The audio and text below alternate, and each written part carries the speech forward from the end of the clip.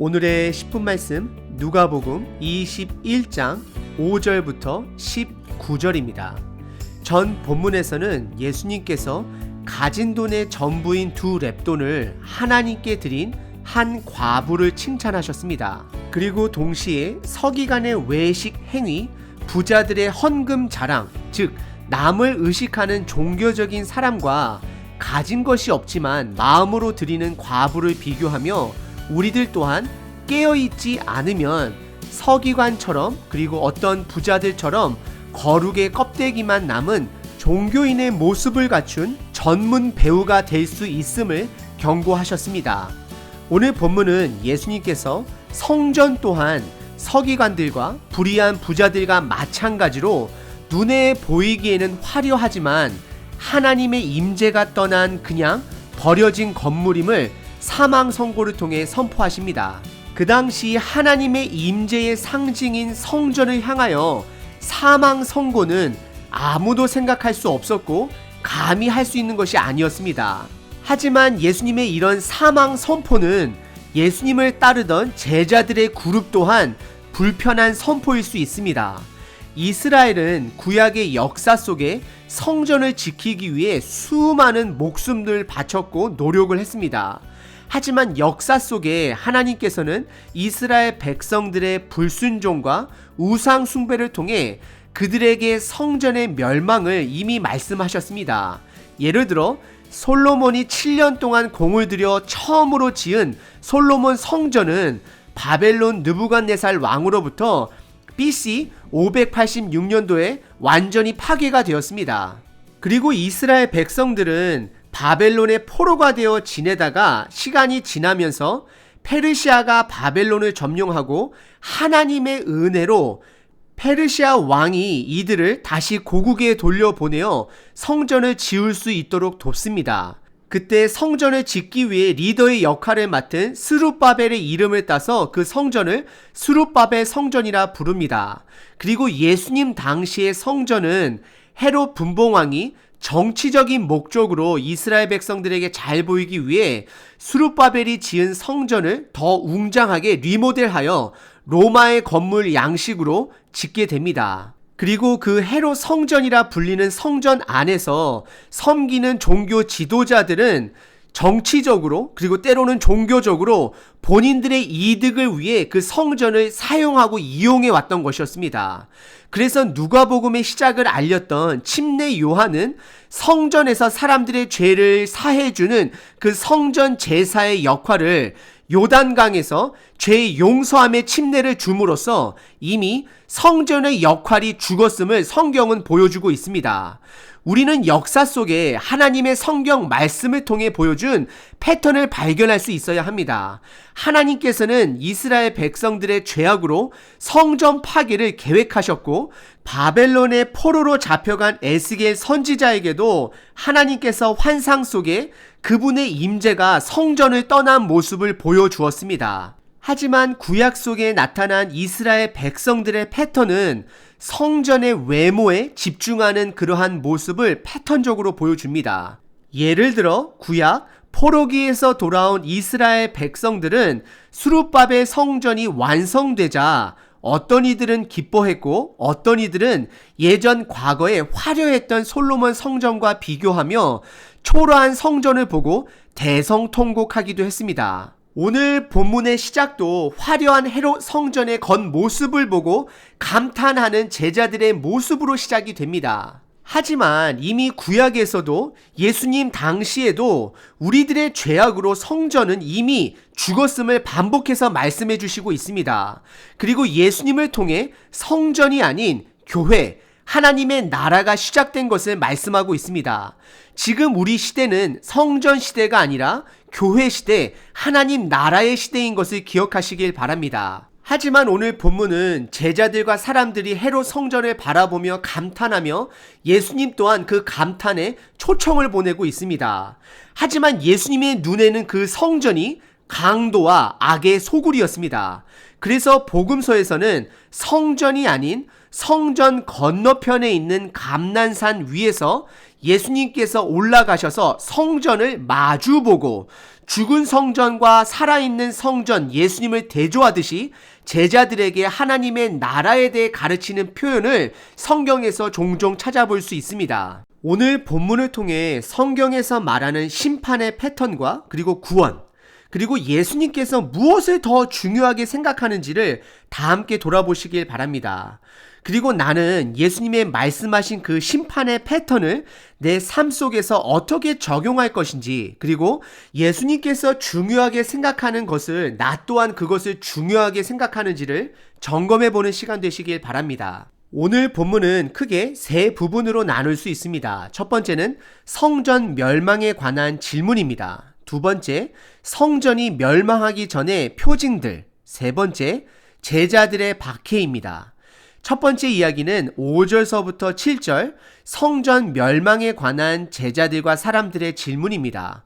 5절에 누가는 어떤 사람들이, 그리고 7절에도 그들이라고 표현합니다. 정확하게 표현하고 있진 않지만 마가복음에 보시면 제자들로 표현이 되어 있습니다. 하지만 누가는 이렇게 어떤 사람들이 그들이라고 표현한 것은 그 당시 많은 사람들이, 제자뿐만 아니라 많은 사람들이 동일하게 성전을 바라보며 웅장함과 아름다움에 매료가 되어 예수님의 눈으로 성전을 바라보지 못하고 있음을 말하고 있습니다. 5절, 어떤 사람들이 성전을 가리켜 그 아름다운 돌과 헌물로 꾸민 것을 말한다 합니다.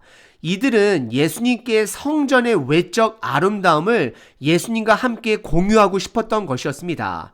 하지만 예수님의 눈에는 백성들의 피 같은 성전세와 세금으로 지어진 성전을 바라보면서 타락한 지도자들의 부산물로 봤을 것입니다.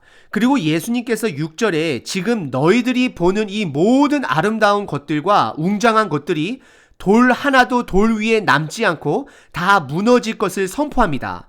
그러자 7절에 그들이 물어 그 때가 언제가 될 것이냐라고 묻고 그 일이 일어날 때 어떤 징조가 일어날 것인가를 예수님께 묻습니다. 이들이 그 때를 궁금해하는 것은 예수님의 무력적으로 성전 입성을 기대했을 수도 있습니다. 성경에서 말하는 솔로몬 성전 파괴에 대한 예언, 그리고 예수님이 말씀하신 헤롯 성전의 파괴의 예언들은 작은 심판들의 패턴들의 모습들입니다.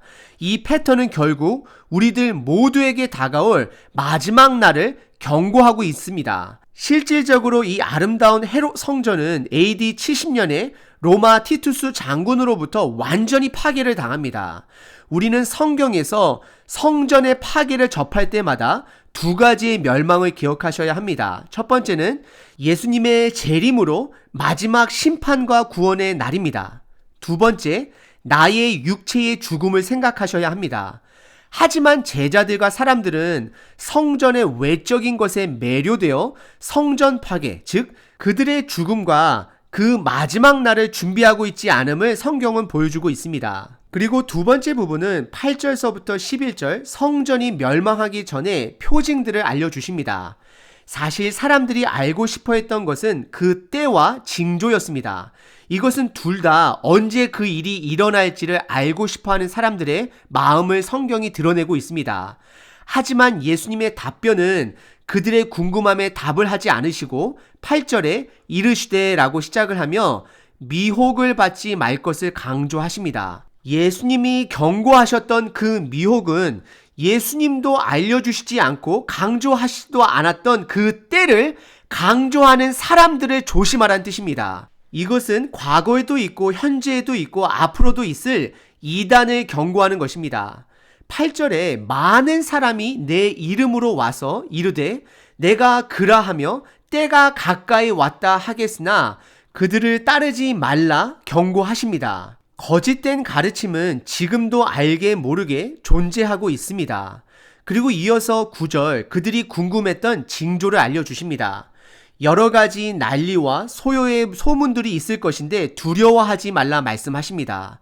그리고 10절과 11절에 전쟁, 기근, 지진, 전염병, 무서운 일들, 그리고 하늘로부터 큰 징조들이 있을 것이라 말합니다. 이런 모든 환난들은 먼저 있을 것이고 이런 일들은 계속될 것이고 그 마지막 때는 그렇게 곧 오지 않는다라고 말씀하시면서 이 환난의 때는 어느 한동안 지속될 것을 말씀하고 있습니다. 성경에서 마지막 때를 표현할 때는 곧 오는 것처럼 표현할 때도 있고 도둑같이 온다라고도 표현을 하고 오늘 본문처럼 그러한 징조들 가운데서도 마지막 때는 바로 곧 오지 않는다라고 말씀을 하십니다. 이렇게 표현하는 것은 미래에 집중하며 살지 말고 현재에 집중하고 살라라는 예수님의 마음의 표현입니다.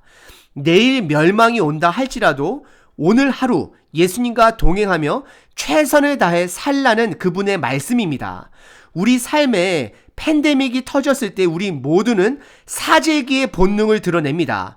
하지만 예수님께서는 앞으로도 계속 이런 팬데믹 등 여러 가지 환난 날이 있음을 알려주고 있습니다. 그때마다 두려워하지 말고 하루하루를 말씀으로 살아야 함을, 그리고 서로를 섬겨야 함을, 그리고 외적으로는 불안하고 여러 가지 어려운 일이 터진다 할지라도 내적으로는 평안함을 지내야 함을 말하고 있습니다. 로드니 스타크라는 역사학자가 1세기 로마의 역병으로 인한 팬데믹 상황을 다음과 같이 기록했습니다. 의사들도 다 도망가고 병자들은 버려졌고 사제들도 다 도망가 버렸다. 그런데 이상한 사람들이 있는데 그들은 그리스도인들이다. 이들은 어려운 가운데서도 답을 알고 있는 사람 같았다. 이들은 가장 적절한 행동을 취했다. 그 당시 그리스도인들은 마을에 남아 환자들을 치료하고 어려운 자들을 도왔습니다. 이런 삶이 가능했던 것은 성경 말씀대로 이미 이런 환난들이 있을 것을 이들은 인지하고 있었고 말씀대로 두려워하지 않고 남을 섬기며 주어진 하루하루를 예수님과 동행하는 삶으로 살았던 것이었습니다. 이것이 우리들의 모습이 되어야 합니다. 그리고 세 번째 부분은 12절부터 19절까지 제자들이 감당해야 할 박해에 대해 말씀하십니다. 이것은 제자들 삶 속에 있을 핍박을 말씀함과 동시에 하나님의 보호하심 그리고 결국에는 구원에 이르는 삶의 패턴을 말씀하십니다. 거의 모든 제자들은 헤롯 성전의 멸망을 보지 못하고 순교당했거나 죽었습니다. 그리고 동시에 예수님의 다시 오심, 재림 또한 보지 못했습니다. 우리들도 마찬가지입니다. 우리의 짧은 삶 속에도 환난과 보호하심과 그리고 결국 구원이 있을 것을 성경은 말하고 있는 것입니다. 12절에 이 모든 일 전에, 즉 모든 환난들이 있기 전에 제자들은 삶 속에서 박해를 받고 감옥에도 갇히고 재판관 앞에 서게 될 것을 알려주십니다. 하지만 13절에 예수님께서는 그때마다 제자들을 구해주는 것이 아니라 그 상황을 복음을 증명할 수 있는 기회로 삼으라 말씀하십니다. 13절, 이 일이 도리어 너희에게 증거가 되리라. 그리고 14절, 그러므로 라고 시작하면서 그런 세상 법정에 서게 될 때 반박할 것을 생각하지 말 것을 명심시키십니다. 그것은 그들로 하여금 성령님을 신뢰하고 평안하라고 말씀하시는 것입니다. 그러면서 15절에 성령님의 지혜로 법정에서 그들이 반박할 수 있는 지혜로 말하게 될 것을 예언하십니다. 이것은 이들이 법적으로 승리하고 반박해서 이기는 것을 말하는 것이 아니라 법정에서도 온전한 복음의 진리가 선포될 것을 말하는 것입니다. 제자들이 피고인의 입장이 아닌 예수님의 증인의 입장으로 그리고 법정이 회당이 되어 복음을 선포하게 될 것을 말하는 것입니다. 그리고 16절, 세상의 가치관을 가지고 살아가는 가족들로부터 버림을 받게 될 것이고 17절, 예수님을 따르기 때문에 세상으로부터 미움을 받게 될 것이라 말합니다. 그리고 18절과 19절에는 예수님께서 그들에게 온전한 구원 또한 있을 것을 말씀하십니다. 18절에서는 머리털 하나도 상하지 않게 될 것이다. 19절에서는 그들의 인내로 너희의 영혼을 얻는다라고 말씀하십니다. 실질적으로 예수님을 따르던 사람들 중에서는 복음을 선포하다가 돌에 맞아 죽은 스데반 집사님도 있습니다. 베드로와 요한은 감옥에도 갇히고 때로는 석방을 당하기도 합니다. 야고보는 헤롯에게 죽임까지 당합니다. 제자들의 삶은 보호도 받기도 하고 때로는 순교도 당합니다. 하지만 그들의 최종적 목적지는 예수님이 계신 곳에 함께 영원히 거하게 될 구원이라고 성경은 말합니다. 오늘 본문은 예수님께서 성전에 대한 멸망을 예언하심으로 이 땅에 끝이 있음을 다시 한번 우리에게 말씀해 주십니다. 그리고 제자들과 사람들은 그 때를 궁금해해서 예수님께 물어봤지만 예수님의 대답은 세상의 거짓 믿음에 미혹받지 말라 경고하시면서 우리들 삶에 전쟁, 기근, 팬데믹 그리고 여러 가지 큰 징조들을 미리 인지하고 오늘 하루하루를 조난자의 모습으로 살아남기 위해 사는 자들이 아닌 증인의 모습으로 살라 말씀하십니다. 그럼 비록 우리의 삶에 고난이 있고 때로는 삶의 보호하심도 있고 업앤다운이 있지만 결국 우리는 예수님과 함께 영원한 삶을 누리게 될 것을 말씀하십니다. 예수님께서는 미래에 있을 마지막 날 또는 내 삶에 있을 나의 죽음을 걱정하지 말고 오늘 하루 최선을 다해 증인의 삶으로 살라 명령하십니다. 오늘 하루도 살아남기 위해 사재기하는 삶이 아닌 복음을 드러내시는 증인의 삶을 살아내시길 바랍니다.